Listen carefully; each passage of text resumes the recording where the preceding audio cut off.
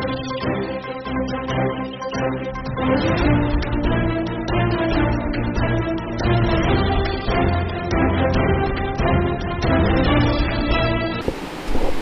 आवाज़ एक खास मुलाकात में आज मुलाकात कर रहे हैं एक ऐसी शख्सियत से जो एमपी रह चुके, एमएलए रह चुके, मिनिस्टर रह चुके, और शायद नाम बताने की ज़रूरत नहीं है। महेश जी जोशी हमारे साथ में, हमारे सम्मुख है, और मैं चाहूँगा कि महेश जी जोशी वो सारे सवालों का जो आम आदमी जानना चाहता है, जानने को उत्सुक है कि अभी प्रेजेंट में क्या देखते हैं, किस तरह से देख रहे हैं पॉलिटिकल सिनेरियो को राजस्थान के परिप्रेक्ष्य में, सेंटर के परिप्रेक्ष्य में, और काफ़ी उथल पुथल रहा है अभी जीवन, तो सब चीज़ों पे धीरे धीरे बात करने की कोशिश करेंगे।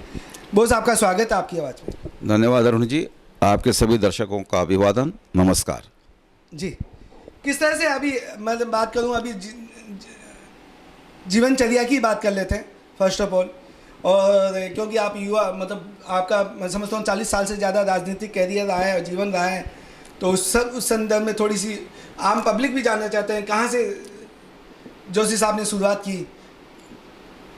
भाई, हम छात्र राजनीति से हम लोग निकले हैं जी। यूनिवर्सिटी प्रेसिडेंट रहे और बहुत साधारण परिवार से हूँ। मैंने खुद ने सरकारी नौकरी की, मेरे पिताजी भी सरकारी नौकरी में थे, और जैसा एक साधारण परिवार होता है, साधारण नौकरी पेशा जो लोग होते हैं, मेरे पिताजी तो नॉन गेस्टेड पोस्ट पे थे, गेस्टेड ऑफिसर भी नहीं थे, इसलिए मैंने कहा हम बहुत साधारण परिवार के हैं। मैं तो खुद 79 में सरकारी जो टेलीफोन डिपार्टमेंट, इसमें टेलीफोन ऑपरेटर हुआ करता था। फिर छात्र राजनीति में मैं बना, यूनिवर्सिटी प्रेसिडेंट बना, उसके बाद मैं एमएलए बना, एमपी बना, मंत्री बना, और मैं समझता हूँ कि जो कुछ भगवान ने दिया है, जनता का जो आशीर्वाद प्यार मिला है, वो मेरे लिए बहुत पर्याप्त है। आगे जो मिलेगा वो भगवान की कृपा है, और बाकी जो ईश्वर को मंजूर है वो होगा। जाय विधि राखे राम, ताय विधि रहियो, मैं बहुत विश्वास करता हूँ। भगवान में मेरी आस्था है, विश्वास है। जैसा आपने भी पूछा, इन दिनों में मुझे कहने में कोई संकोच नहीं है कि मैं राजनीतिक रूप से कम सक्रिय हूँ, लेकिन आने वाले समय में, कुछ समय के बाद में, मैं वापस फिर से जो मेरी राजनीतिक जो सक्रियता है, सक्रियता है, उसको फिर बढ़ाऊंगा जी। और कांग्रेस का कार्यकर्ता रहा हूँ। कांग्रेस के माध्यम से जयपुर की जनता की सेवा की है, राजस्थान की जनता की सेवा की है, और आगे भी करूँगा, इस बात का मुझे विश्वास है। आगे भी करेंगे बिल्कुल। जनता चाहती भी और उम्मीद भी करती है कि आपकी लीडरशिप में कांग्रेस आगे बढ़े।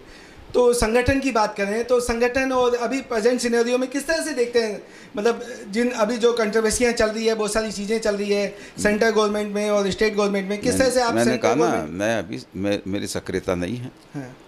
मैं तो भगवान से प्रार्थना करता हूँ कि जिस प्रकार आज देश में जो समस्याएँ, जो देश के विशेषकर नौजवानों के सामने जो समस्याएं, बेरोजगारी की या काम धंधे की, उन समस्याओं का समाधान हो। देश एक अजीब सी स्थिति में, अजीब से दौर से गुजर रहा है, यहाँ हर आदमी अनिश्चितता के माहौल में जी रहा है। जो पैसा है वो चंद हाथों में केंद्रित हो रहा है। मैं उम्मीद करके चलता हूँ कि जो देश की सरकारें हैं, प्रदेशों की सरकारें हैं, वो इस तरीके से चलें कि पैसा पूरी तरीके से मतलब डिस्ट्रीब्यूट हो जाए, आम लोगों तक बराबर पहुंचे, आम लोगों का जीवन स्तर ऊंचा उठे, आम जो गरीब आदमी है उसकी आजीविका जो है वो अच्छे से चले। पर कैपिटा इनकम जो हमारे देश की है, हम बात तो बढ़ रही है शायद, मेरे ख्याल से जितने हम लोग अभी 10 सालों में भी बढ़ी है, हम लोग पीछे की तरफ जा रहे हैं। अच्छा, माइनस हो गई, हम लोग माइनस में जा रहे हैं। माइनस का आप दूसरे हिसाब से समझेंगे, रुपये का अवमूल्यन होता है। आपको लगता है कि पर कैपिटा इनकम 2 लाख हो गई साल की, हाँ। हम बहुत बढ़ गए, ऐसा नहीं है। हमको दूसरे देशों से तुलना करनी पड़ती है कि जहाँ पे 20 lakh 25 lakh per capita income है, हमारे यहाँ 2 लाख ही क्यों है। करेंसी डिफरेंस भी तो होता है। तो करेंसी तभी तो कह रहा हूँ, तो आज जो जैसे जो US जो डॉलर जो और 2 इंडिया लाख का रुपए, रुपए जो 2 लाख एक रुपए ही टाइम पे तो बराबर ही जो था। जो तो वो ये सब रुपए की बात होती है। 75 सालों में कहाँ पहुंच गया इंडियन करेंसी? हाँ, इंडियन करेंसी कहाँ पहुँच गई? वैल्यूएशन की बात कर रहे आप हैं। बताइए, 10 साल पहले लगभग मैं समझता हूँ कि कोई 60 रुपए के आसपास डॉलर था। आज 80 रुपये, 65-70 आज 10 साल में 80 रुपये से ऊपर हो गया, 82-83 रुपये करीब नहीं, डॉलर हो गया। तो ये रेशो आप तो- खुद ही जो बात कह रहे हैं जी। वही बात मैं कह रहा हूँ कि जो डिवोल्यूशन हो रहा है, हाँ। अब इस डिवोल्यूशन से अगर हमारी पर कैपिटा इनकम साल की 2 लाख हो गई तो कोई इससे हमको बढ़ावा नहीं मान सकते। हमारा जो हैप्पीनेस इंडेक्स जो है देश के लोगों का पूरी दुनिया में, उसमें हम पिछड़ रहे हैं। हम जो पैरामीटर्स हैं, उन पैरामीटर्स के हिसाब से अगर बात करें तो हम आगे नहीं जा रहे। अभी जो भी सर्वे है हैप्पीनेस इंडेक्स की बात की, जहाँ संतुष्टि की बात कर रहे हैं, अगर मोदी गवर्नमेंट की, आप क्योंकि आप कांग्रेस विचारधारा से हैं तो ये प्रश्न बनता है कि जहाँ संतुष्टि की बात करें तो 10 साल में ऐसा कोई वक्त नहीं आया जहाँ मोदी जी को लोगों ने स्वीकारा नहीं हो। किसी भी तरह का जो क्वेश्चन किया गया, सर्वे किया गया, उसमें कहीं ना कहीं मोदी जी 50+ % से ही मतलब सर्वे में ऊपर है कि प्रधानमंत्री के रूप में, एज ए लीडरशिप के रूप में। तो उस तरह से जनता की जो भावनाएं हैं उसको डिक्लाइन नहीं कर सकते आप। देखिए, आप जिस तरह की बातें अरुण जी कह रहे हैं उन पर मैं कोई टिप्पणी नहीं करना चाहता जी, क्योंकि जो बातें आप कह रहे हो सच्चाई से बहुत अलग हैं। सच्चाई वो नहीं होती जो आप दिखाने की कोशिश करते हैं, सच्चाई तो सच्चाई होती है। सच्चाई जो तो बात देखिए, आज जो आप बात बीजेपी 240 सीटों के साथ मतलब मैं क्या कह रहा हूँ, सेंट्रल गवर्नमेंट में बैठी है। आप सीटें तो आई है ना 240 और कांग्रेस 99 के फिर में। मैंने कहा ना कि कांग्रेस तो जब 99 आई, उससे पहले कांग्रेस तो 52-53 सीटें थी, तो 99 से आप खुश हो गए? मतलब वो तो बढ़ गई, और जो बीजेपी थी वो जितनी सीटें थी उससे कम हो गई। थर्ड टर्म अगर बीजेपी मैं कह पूरा रहा हूँ, करती है, मैं कह रहा हूँ जो थर्ड टर्म में अगर 240 सीटें आई है, कांग्रेस 2 टर्म के बाद 56 हो गई। आप जो कह रहे हो थर्ड टाइम के बाद में, हाँ। मतलब नीचे गिरी ना। हाँ, नीचे गिरी ये तो, ना, हाँ। नीचे गिरी। मैं ये कह रहा हूँ कांग्रेस बहुत पीछे हो गई थी, कांग्रेस कुछ आगे बढ़ी है, भारतीय जनता पार्टी कुछ बहुत ज़्यादा आगे हो गई थी, भारतीय जनता पार्टी तो नीचे गिरी है। जो आप कह रहे हैं वही बात मैं कह रहा हूँ। इसलिए अभी हम सीटों की बात नहीं करें, चुनाव होना था हो गया, हम आगे की बात करें कि देश के जनता किस तरह से देखते हैं आगे की संभावना अगले 10-15 साल का। अगर मैं बात करूँ स्टेट में क्या विजन हो, क्योंकि आप मिनिस्टर रह चुके और काफ़ी टाइम से स्टेट की पॉलिटिक्स में है, क्या विजन है राजस्थान का? मैं सक्रियता के मामले नहीं, लेकिन मैं कोई किसी विजन की बात करें कि मैं क्या मैंने विजन दे दिया। जनता खुश रहे, जनता की आय बढ़े, जनता की परचेज कैपेसिटी बढ़े, भाईचारा बढ़े, एक दूसरे के प्रति सौहार्द बढ़े, अमन चैन देश में कायम हो, प्रदेश में कायम हो। जो अपराध जिस तरीके से बढ़ रहे हैं, वो अपराध जो है, उन अपराधों पर कैसे नियंत्रण हो सकता है, इसके बारे में नीतियाँ बने, लोग अपने आप को सुरक्षित महसूस करें। ये मेरा विजन है। बाकी चूँकि मैंने जैसा कहा, मैं भी राजनीतिक रूप से इतना सक्रिय नहीं हूँ, तो 2-3 महीने के बाद जब सक्रिय होऊंगा 2-3 महीने बाद तब इन सब बातों पे बात करें। एक ये बात करें कि अभी मोदी जी ने जो राम मंदिर मतलब 2022 में, तो किस तरह से राम मंदिर बनने के बाद जो आप गोविंद के भक्त हैं तो खुश हैं? राम के दर्शन करके आए अयोध्या जाके? मेरा राम तो यहाँ है मेरे, नहीं फिर भी दर्शन, मेरे बात सुनिए। मैं तो पहले से आज तक जन जन में तो भगवान तो सब में घट में है, इसलिए मेरे को कहीं जाने की निवास करते हैं। मेरे तो जयपुर में गोविंद देव जी हैं, नियमित दर्शन करता हूँ। राम भी मतलब आप तीर्थ स्थान पे, राम भी वही हैं, कृष्ण भी वही हैं, विष्णु भी वही हैं, जो कुछ है वही हैं। इसलिए आप मेरे से कम वो बातें ना करें जो धर्म के नाम पे जो प्रदर्शन होता है, उसकी बात मेरे से नहीं करें। मैं आपसे विनती करना चाहता हूँ, धर्म को मन की आत्मा का जो है ना, आस्था का प्रतीक है, आस्था में रहने दें। उस आस्था जैसा आप चाहें, उस आस्था तक आप जुड़े रहने दें। आपने कहा कि इकोनॉमिक डाउन जा रही है, तो इकोनॉमी के जो आंकड़े अभी जीएसटी के आंकड़े बता रहा है 1,50,000, 1,60,000, 70,000, 80,000 करोड़ का कलेक्शन, क्या 10 साल पहले किसी भी नेता का ये विजन हुआ करता था, हो सकता था कि मतलब टैक्स का इतना कलेक्शन हो सकता है? मैं समझता हूं, इनकम टैक्स के आंकड़े बढ़े हैं सब तरह से। मैं समझता हूं कि आपको सरकार का पक्ष नहीं रखना चाहिए। पक्ष नहीं, मेरे बात सुनिए। विशुद्ध ईमानदार statistic है ना। ईमानदार पत्रकार, आपको तो हम डिक्लाइन नहीं कर सकते। आपको पता नहीं है चीज़ों का, मैं इसलिए कह रहा हूँ। हम पत्रकारिता का जो एक ईमानदार सिद्धांत है वो ये है कि पत्रकारिता हमेशा हमेशा वो अच्छी मानी जाती है जो किसी की भी सरकार हो, चाहे कांग्रेस की हो, चाहे बीजेपी की हो, कम्युनिस्ट हो, कोई भी सरकार हो, उस सरकार से सवाल करे। नहीं, अब सरकार कोई का सवाल सरकार से किया आज हो जाता है। नहीं, आप सामने आज हो तो नहीं, इसलिए आप मैं सरकार नहीं हूँ। नहीं, सरकार मेरी नहीं है, बात लेकिन सुनिए, part of the सरकार रह चुकी है ना। नहीं, वो तो वो समय गया। आज मैं सरकार नहीं हूँ, मेरी पार्टी सरकार नहीं है, न राजस्थान में है न केंद्र में है।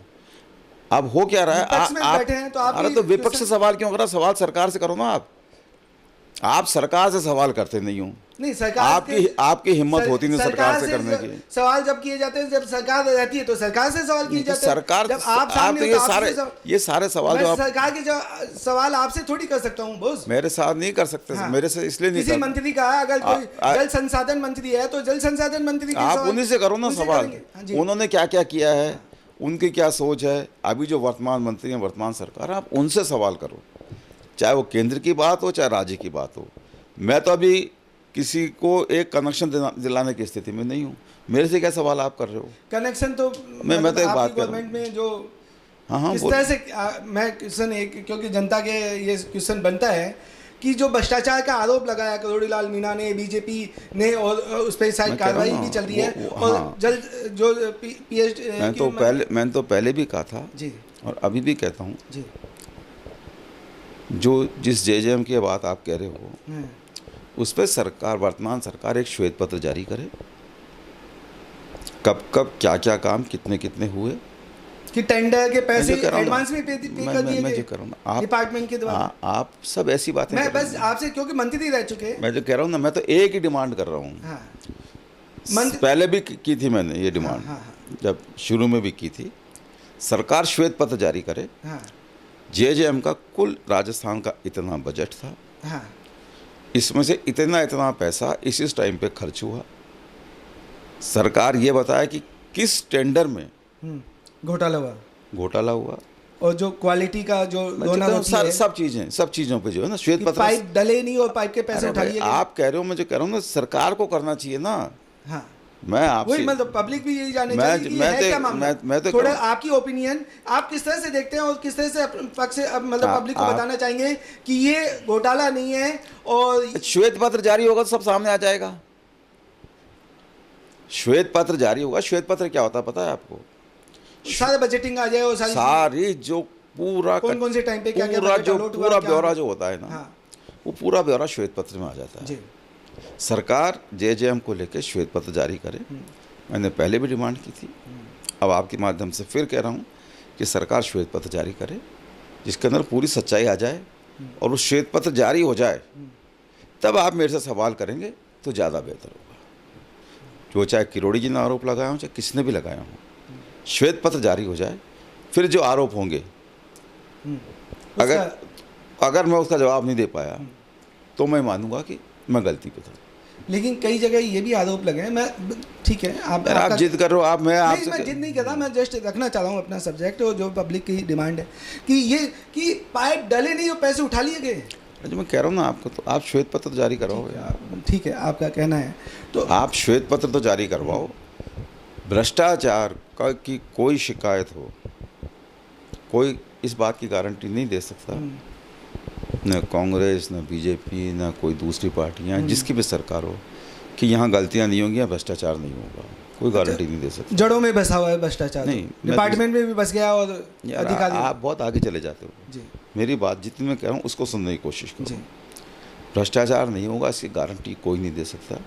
गारंटी इस बात की दी जा सकती है कि अगर कोई गलती करेगा, भ्रष्टाचार करेगा, हाँ, तो उस पे हम कार्रवाई करेंगे। तो हमारे टाइम में जो शिकायतें आई, श्वेत पत्र में ये भी आवे कि हमने उन पे क्या क्या कार्रवाई करी, हमने करी कि नहीं करी, वो सारी बातें श्वेत पत्र में आवे। उसके बाद में अगर फिर हमारी कहीं गलती निकलती है, उस गलती को मैं मानूंगा, और जो सज़ा जनता तय करेगी वो सज़ा भुगतने को तैयार हो जाऊंगा। जो कांग्रेस रिपीट नहीं कर पाती है, कई जगह देखा है, स्टेट में भी बात करें तो अभी मैंने आपसे, मैं बार बार एक बात कह रहा हूँ कि मैं अभी एक्टिव पॉलिटिक्स में नहीं। एक्टिव नहीं हूँ, पॉलिटिक्स में तो एक्टिव नहीं हूँ। तो अपन ये सारी बातें जब मैं एक्टिव हो जाऊँगा तब करेंगे।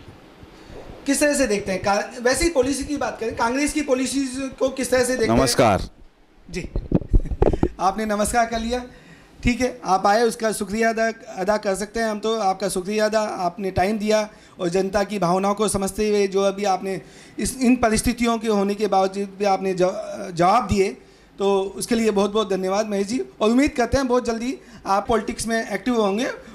जनता के क्वेश्चन बनते हैं, उन सारे क्वेश्चन का आप बिल्कुल निडर होकर जवाब देंगे। धन्यवाद। श्वेत पत्र जारी करा दोगे तो मैं सबका जवाब दे दूँगा। जिस दिन श्वेत पत्र आ गया उसके नेक्स्ट डे आप कॉन्फ्रेंस कर लेंगे? बिल्कुल बिल्कुल।